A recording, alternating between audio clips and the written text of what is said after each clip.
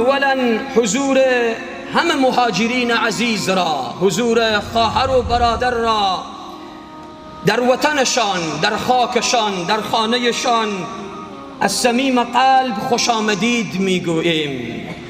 مهاجرین به خاک و وطن خود خوش آمدید و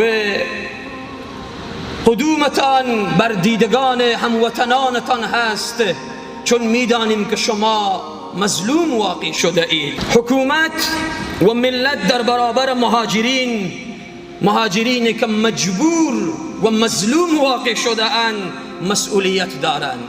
ای بندگان الله، ای مسلمان ها، ای افغان های با عزت، وقتی میگیم مسئولیت یعنی مسئولیت دینی، مسئولیت وجدانی، مسئولیت انسانی داریم در برابر این موضوع که هر کدام ما به اندازه خود باید به خدمت حاضر باشیم و این موضوع را خوب بفهمیم. اول برای مسئولین کشور ایران میگویم، برای این همسایه نامهربان میگویم، این رفتارتان دور از دیانت و وجدان و انسانیت هست که با مهاجرین افغانستان صورت گرفته هست، دور از انسانیت می باشد. حالا مسئله دیانت یک طرف، دور از انسانیت هست که تو یک مرتبه هزارها مهاجر را اخراج کنی و هزارها افغان با عزت را بخواهی بی عزت کنی. این رسم جوانمردی نبوده، این جوانمردی نیست، این قهرمانی نیست. این که تو قدرت خود را به ما نشان بدهی این قدرت نمایی هم نیست. ملتی که یک عمر در کنارتان بودن، مهاجرینی که کشورتان را آباد نمودن، مهاجرینی که اگر توهین نمودید، تحقیر نمودید، لطوکوب نمودید، صدای خود را نکشیدن چون مظلوم و مجبور بودن، امروز تو میایی با بیعزتی اینها را میکشی. این را بدانن مسئولین همسایه نامهربان که این روز به سرشان خواهد آمد. به انسان میرسد، این کره زمین گرد است، به هر طرفی که بچرخی پس میایی به جای اول خود. افغانها از خود عزت دارند، افغانها از خود آبرو دارند، افغانها از خود وقار دارند، افغانها از خود امروز امرا و مسئولین غمخوار دارند. باید همگی این را بدانند و بفهمند.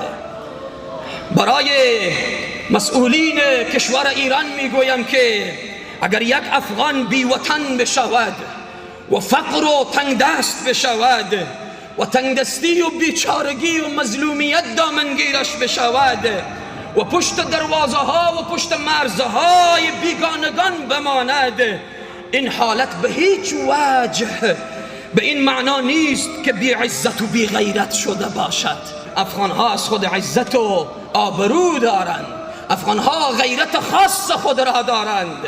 درست از کارگر شدیم، فقیر شدیم، اما بی ریشه نشده ایم. ریشه افغانها به ایرانیان معلوم است. یک افغان بی خانه می شود اما بی هویت نمی شود. این درد دل است که می گویم نمی ترسم و نمی هراسم.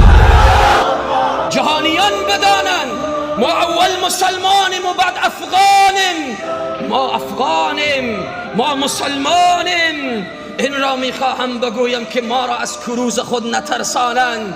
افغان نمی ترسد، نمی لرزد. و جریان هستید که اخراج مهاجرین، اخراج افغانان عزیز ما بدون توافق، بدون هماهنگی، بدون اینکه تو هزارها مهاجر را سرازیر کنی پشت مرزها بمانند، این هم خیر باشد. از گرسنگی و تشنگی بمیرند، این هم خیر باشد، چون ما عزت و آبرو داریم. اما این را میگویم که تحمل کرده نمیتواند افغان که تو ناموسش را بگردانی. افغان تحمل کرده نمیتواند. ای حاضرین، شاید در این جمع مهاجرین باشن یا نباشن، درد مهاجر افغان درد من و توست، غمش غم من و توست، آوارگیش آوارگی من و توست. مسئولیت ایمانی و وجدانی داریم که ادای مسئولیت بنماییم. گفتم افغانها همه چیز را تحمل میکنن، امروز با عین نامردی و میبینیم که لتکوب، توهین، تحقیر همه یک طرف. تو مرد رو بیرون میکنی زنش اونجا بمانه، اولاد را بیرون میکنی مادر بمانه، مال و داراییش را میگیری. این به کجا آمده است؟ از بزرگان امارت اسلامی خواهان هستیم، همان قسمی که در کنار مهاجرین قرار گرفتید، 6000 جریب شهرکی برای مهاجرین ساختید، با جان و مال در کنارشان هستید.